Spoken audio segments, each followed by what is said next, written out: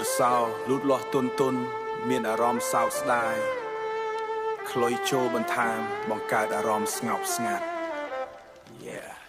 ថ្ងៃនេះខ្ញុំនឹកឃើញអតីតកាលបងឃើញនៅក្បែរខ្ញុំដូចពន្លឺព្រះច័ន្ទពេលខ្ញុំធ្លាក់ចិត្តបងជួយលើកខ្ញុំឡើងវិញមិនដែលបោះបង់ទោះជាផ្លូវវែងប៉ុណ្ណាសំឡេងបងនៅតែលឺក្នុងចិត្តខ្ញុំពាក្យបងរៀនខ្ញុំមិននឹងភ្លេចឡើយជីវិតនេះបើគ្មានបងឃើញដូចមេឃងងឹតគ្មានផ្កាយបំភ្លឺបងឃើញអូននៅតែស្រឡាញ់មិនថាពេលវេលាប្រែប៉ុណ្ណាចិត្តអូននៅតែហៅឈ្មោះបងក្នុងរាល់ការចាំរៀងរាល់យប់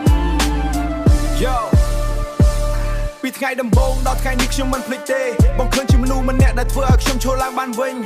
ពេលភ្លៀងធ្លាក់ក្នុងចិត្តបងជាឆាត់ដែលការពារពេលពិភពលោកងងឹតបងជាពន្លឺបំភ្លឺខ្ញុំទៅមុខខ្ញុំចាំមិនថ្ងៃដែលយើងអង្គុយជាមួយគ្នានិយាយពីបំណងដែលមិនទាន់ខ្លាចជាការពិតបងប្រាប់ខ្ញុំថាកុំចោះចាញ់ពេលតិចតួចប៉ុន្តែមានន័យធំក្នុងជីវិតខ្ញុំឥឡូវនេះបងនៅឆ្ងាយឬក៏ក្បែរចិត្តខ្ញុំនៅតែមានបងជានិច្ចគ្មានអ្វីអាចបំបែកទៅមិនធាក់នេះបានព្រោះវាមិនមែនត្រឹមតែពាក្យថាបងប្អូនវាជាចិត្តស្រឡាញ់ដែលមិនចេះអស់បងឃើញបើបងលឺបទនេះសូមដឹងថាខ្ញុំនឹកបងខ្លាំងប៉ុណ្ណាមិនថាពេលវេលាឆ្លងកាត់ប៉ុន្មានឆ្នាំបងនៅតែជាមនុស្សសំខាន់ក្នុងបេះដូងខ្ញុំពេលខ្លះខ្ញុំគិតថាខ្ញុំសោយប៉ុន្តែបងធ្វើឲ្យខ្ញុំរឹងមាំទោះបីថ្ងៃនេះបងមិននៅចិត្ត